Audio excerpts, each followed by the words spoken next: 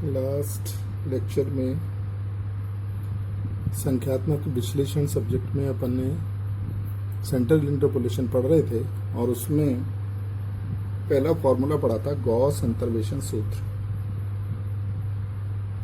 आज उसके आगे चलते हैं।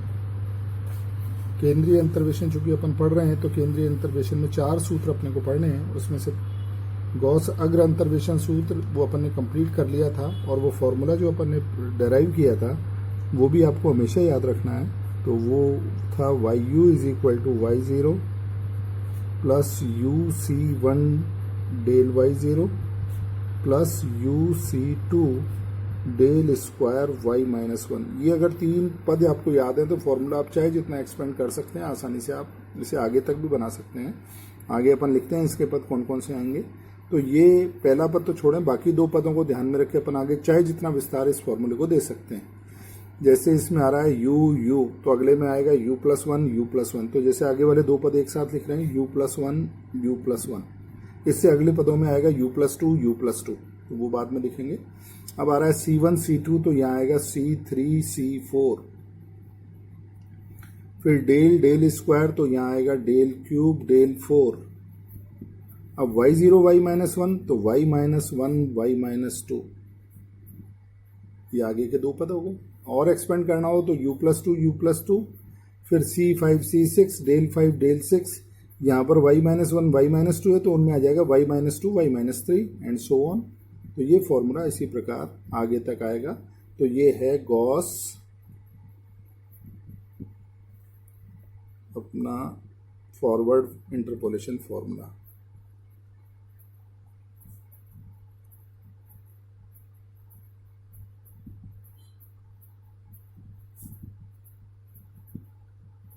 इसे अच्छे से आपको याद भी रखना है, बिना याद रखे काम नहीं चलेगा इसमें। आज अपन सेकंड फॉर्मूला इसमें देते हैं जो गॉस पर ही है, गॉस पश्य अंतर्वेशन सूत्र। Gauss backward interpolation formula. ये भी डेराइव उसी तरह से करेंगे जैसे अपन ने इसको डेराइव किया था।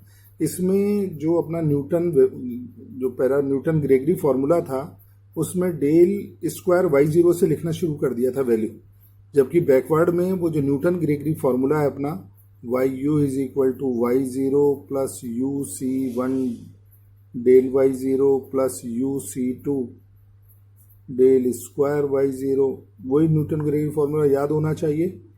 न्यूटन ग्रेगरी फॉर्मूला जो अपन ने पहले फर्स्ट चैप्टर में पढ़ा था वो उसी से बनते हैं ये दोनों फॉर्मूले। तो वो याद है तो आप इनको भी तभी डेराइव कर पाएंगे। फिर UC3 del cube Y0 and so on. ये था अपना न्यूटन ग्रेगरी अग्रांतर सूत्र, इसी से डेराइव करेंगे। तो इसमें जो अपन ने न्यूटन ग्रेगरी सूत्र में del square Y0 del cube Y0 लिखना शुरू किया था दूसरे अग्रांतर से, यहाँ पर अपन गॉस पश्य सूत्र में डेल Y0 से शुरू करेंगे वैल्यू लिखना। अब हम जानते हैं या कैलकुलेट कर सकते हैं, डेल Y0 को अपन लिख सकते हैं del Y-1 plus del square Y-1। ऐसे ही डेल स्क्वायर Y0 लिखा जा सकता है del square Y-1 plus del cube Y-1। मतलब Y0 वाले पदों को Y-1 के पदों में लिखा जा सकता है। इसको आप केवल इसका अग्रांतर पहला दूसरा निकाल के सॉल्व करें तो डेल Y0 ही बनेगा। सिंपली पहले चैप्टर में अपन ने फर्स्ट में पढ़ाई है तो आसानी से कर सकते हैं। इसी प्रकार डेल क्यूब Y0 और ये सब डेल क्यूब Y0 भी लिख देता हूँ। डेल क्यूब Y0 लिखा जाएगा del cube Y-1 plus del 4 Y-1। तो पहला काम तो ये करना है कि डेल Y0 से सारी value del square Y0 del cube Y0 ये रखनी है। फिर मतलब प्रथम अंतर से ही शुरू करना है ये डेल Y0 का मान। फिर तृतीय अंतर से मैं ये लाइन यहीं खींच देता हूँ। फिर जो तृतीय अंतर आ रहा है डेल ये Y-1 बनेंगे सारे के सारा फॉर्मूला Y-1 में बन जाएगा इसको छोड़कर। अब इसमें तृतीय अंतर से अगर अपन शुरू करें तो डेल क्यूब Y-1 की वैल्यू फिर अपन लिख सकते हैं मतलब पहले तो y0 को y-1 वाले में फॉर्मूले में बदलना है। जब सारे y-1 के बन जाएंगे तो डेल क्यूब से अपने को y-2 में आगे सारे पदों को बदल देना है। तो डेल क्यूब y-1 लिखा जा सकता है del cube y-2 plus del 4y-2, इसी फॉर्मूले से, इसी से जो अपन ने इधर लेफ्ट में लिखा है। ऐसे ही डेल 4y-1 कैसे लिखेंगे, तो वो हो जाएगा del 4y-2 plus del 5y-2। ये भी ऐसे ही आ जाएगा, y-2 में आगे भी अपन ऐसा ही कर देंगे। तो कहने का मतलब इतना ही है कि जो न्यूटन ग्रेगरी सूत्र है, प्रथम अंतर से डेल y0 के आगे के सारे मान y-1 में बदलेंगे, फिर तृतीय अंतर से y-1 के जो जितने भी मान आएंगे उनमें तृतीय अंतर से y-1 के मान y-2 में बदल देंगे। तो वो जो फॉर्मूला बनेगा वो कहलाएगा Newton Gauss backward interpolation formula, Gauss पश्च अंतर्वेशन सूत्र। तो वो फॉर्मूला अगर अपन मान रखें तो देखिए y(u) is equal to y0 में तो कोई चेंज होना ही नहीं है, uc1 डेल y0 की जगह रखें डेल y-1 आएगा सबसे पहले, तो प्लस uc1 डेल y-1 बनेगा। फिर ये भी आएगा uc1 डेल स्क्वायर y-1 भी आएगा, और फिर uc2 डेल स्क्वायर y-1 भी आएगा। तो डेल स्क्वायर y-1 कॉमन ले लें तो uc1 प्लस uc2 बनेगा। तो मैं डायरेक्ट लिख देता हूँ uc1 plus uc2 del square y-1 बनेगा। इसी प्रकार आगे लिखेंगे, डेल क्यूब y0 का मान लिखेंगे और फिर कैलकुलेट करेंगे, और तो उसको भी लिख देते हैं। ये आएगा uc2 plus uc3 del cube y-1 and so on. अब इसमें अपन इसकी वैल्यू लिखेंगे, तो ये हो गया y0 plus uc1 del y-1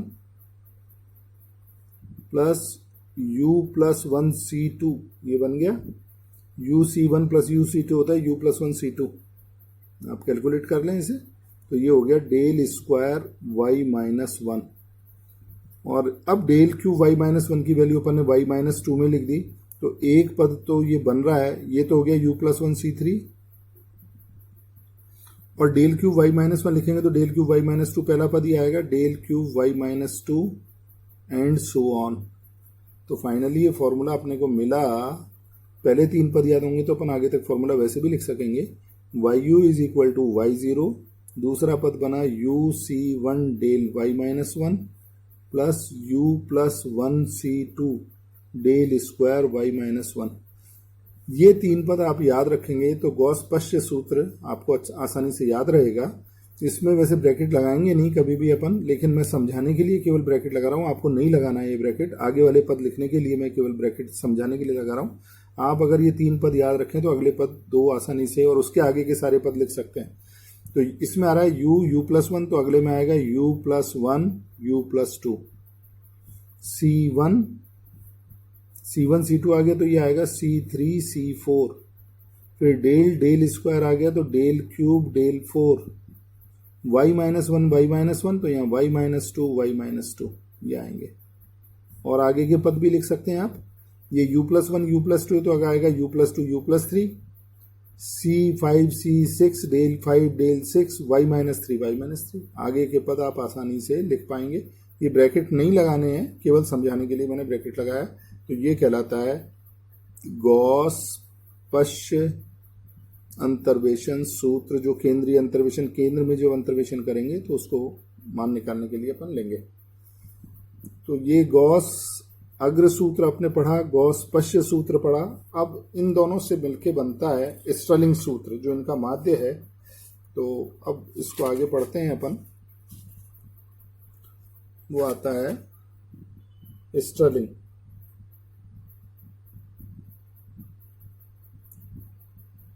Stirling formula, interpolation formula, ये स्टर्लिंग फॉर्मूला। इन दोनों फॉर्मूलों का माध्य देखें। ये जो अपन ने एक तो गॉस अग्र सूत्र पढ़ा था और गॉस पश्च सूत्र अभी अपन ने डेराइव किया है। तो इन दोनों फॉर्मूलों का माध्य अगर अपन लें प्रत्येक पद का, तो वो कहलाएगा स्टर्लिंग फॉर्मूला। तो मैं माध्य लेता हूं, तो लेफ्ट हैंड साइड में तो दोनों में वाई यू है, इसमें भी वाई यू है, इसमें भी वाई यू है, तो दोनों वाई यू को जोड़ा, why you plus why you 2 बटे 2 माध्य ले रहे हैं ना, दोनों को जोड़ के 2 का भाग लिया, तो 2 बटे 2, तो ये तो वापस वाई यू बना। अब ऊपर भी इसमें y0 है, इसको दिखाता हूँ, ये दोनों फॉर्मूले पास कर लेता हूँ। तो जैसे इसमें y0 है, इसमें भी y0, दोनों को जोड़ा 2y0 बटे 2, तो ये y0 माध्य ले रहे हैं, तो दोनों को जोड़ के 2 का भाग लगाना है।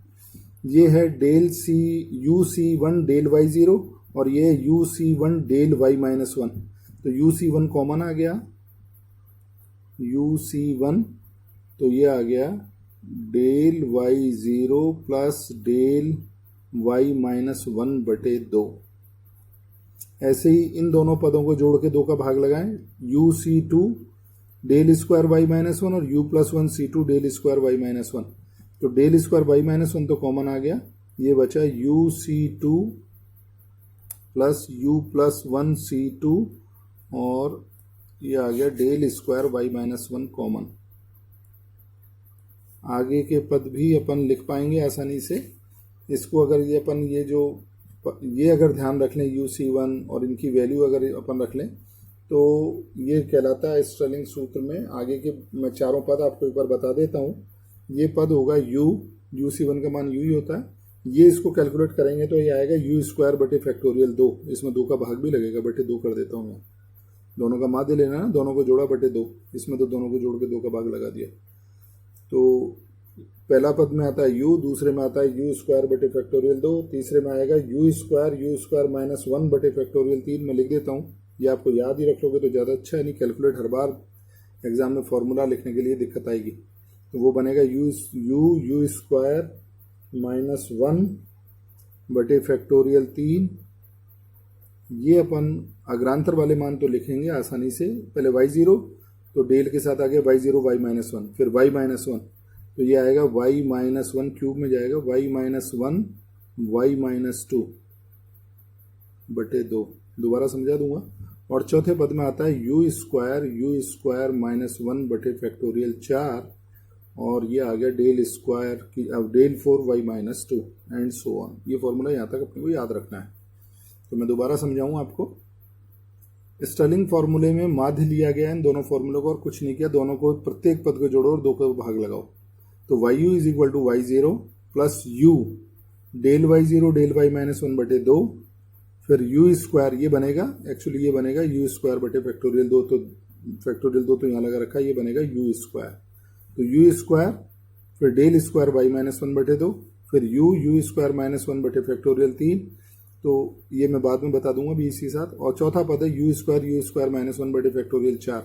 अब अग्रांतरों पे ध्यान दें तो y0 y-1, अग्रांतर लगातार पावर में बढ़ता जा रहा है, y0 y-1, y-2 y-1, अगला आएगा y-2 y-3 ऐसे चलता जाएगा। तो इसको एक्सपेंड अपन कर सकते हैं। तो ये कहलाता है स्टर्लिंग सूत्र, जो बहुत अच्छी तरह से ध्यान रखना है। नेक्स्ट में अपन लेंगे बेसल सूत्र, जो पश्च सूत्र का ओरिजिन बदलने पे प्राप्त होगा, वो थोड़ा बताना पड़ेगा, इसलिए अभी उसको नेक्स्ट में ही ले पाएंगे। Thank you.